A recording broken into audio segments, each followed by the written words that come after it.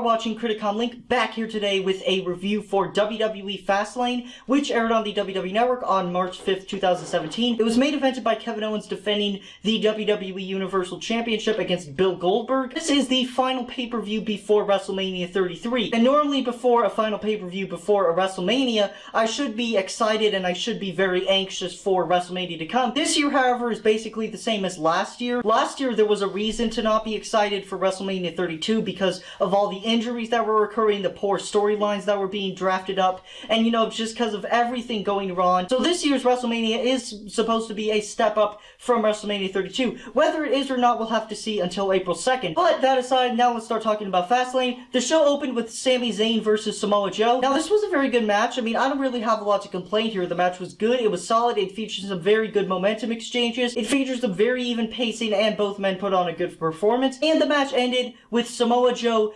locking Sami Zayn in the Coquina Clutch, thus rendering him a victory by passout. Next match was Luke Gallows and Carl Anderson defending their Raw Tag Team Championships against Enzo Amore and Big Cass. Now, the match itself was fine for me. I mean, the match was nothing special, it was nothing show-stealing, it was nothing spectacular. It checked all the right boxes in a tag team match. The heels build up heat, the faces build up momentum, and then, one face tags in the other face, and that face goes on a rampage where he beats up the other two heels. And the match ended with Carl Anderson pinning Enzo Amore, but the referee did not see that Enzo's foot was on the rope, and Luke Gallows knocked his foot off the rope, so they retained in controversial fashion. Next match was Sasha Banks versus Nia Jax. This match, I think, was better than the match of the Royal Rumble because Sasha Banks did not look too bad here. In this match, Sasha got to shine, she got her moment, the match was timed right, and it all culminated with Sasha Banks getting the victory by a roll-up. Sasha Banks now needed this victory anyway, because since, she's been losing a lot of momentum ever since losing to Charlotte Flair. Next match was an unannounced match, Cesaro versus Jinder Mahal. This match for me was unengaging. It featured your typical momentum exchanges, and the match ended with Cesaro getting the win over Jinder Mahal after a European uppercut. After the match, Rusev came out, tried to beat up Jinder Mahal. Big Show came out, and a match was started with Big Show versus Rusev. The first portion of the match was pretty even with Big Show Rusev getting offense in, and then it turned into just Rusev dominating, and then the final portion of the match turned into Big Show dominating,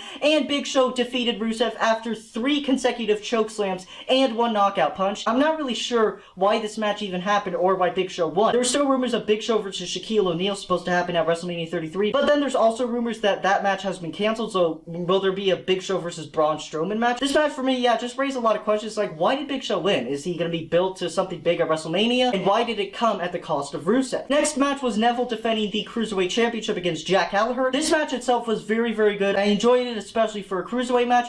The Cruiserweights do seem to be getting themselves back on the right track, and this match ended with Neville pinning Jack Gallagher after a red arrow off the top rope, thus retaining his Cruiserweight Championship. Next match was Roman Reigns versus Braun Strowman. For me, this is one of Braun Strowman's best performances. Most of this match was Braun Strowman dominating. Braun Strowman especially got to shine after power slamming Roman Reigns through the announcer's table, but Braun Strowman made a mistake by trying to do a flying headbutt off the top rope, and as he was doing that, Roman Reigns rolled out of the way, and Roman Reigns hit Braun Strowman with a second spear to pin Braun Strowman, thus becoming the first man to defeat Braun Strowman one-on-one since Strowman's main roster debut back in August of 2015. Naturally, yes, I said naturally, I kind of wanted Braun Strowman to win. Next match was Bayley defending her Raw Women's Championship against Charlotte Flair. Now, this match for me was disappointing. The crowd was flat. I mean, you could tell that the crowd just was not into this match from the get-go. It was a step down from their match at the Royal Rumble, which I thought was very, very good. I just did not feel that the energy and the electricity and, the urgency that Charlotte and Bayley's match had at, the Royal Rumble, I just felt it was not there for this match. So the match ended with Bayley retaining her Raw Women's Championship after a Bayley-to-belly suplex after interference from Sasha Banks, and this match officially ended Charlotte's pay-per-view winning streak.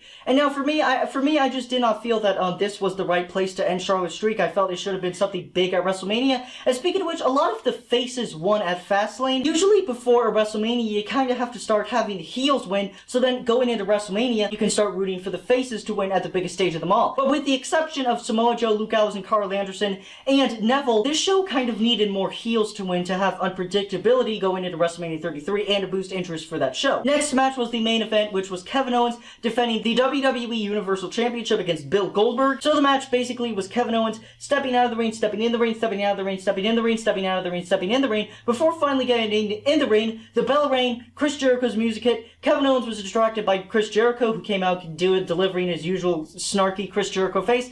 As Kevin Owens turned around, Bill Goldberg gave him a spear, and then nailed him with a jackhammer to win the WWE Universal Championship, and in 22 seconds. seconds. And now Goldberg will be defending the Universal Championship against the Beast Incarnate Brock Lesnar at WrestleMania 33, where Brock Lesnar is presumed to win and go on another run with the Universal Championship. The show was not really a disappointment, but to be fair, the show did not have a huge amount of expectations going into it, like the Royal Rumble, and the show had less expectations going into it, like as opposed to the Elimination Chamber. I felt that this show was a better show than the Royal Rumble and Elimination Chamber, which both of those shows could have been better if only they had lived up to expectations. So with that being said, I'm going to give Fastlane 2017 overall a B-.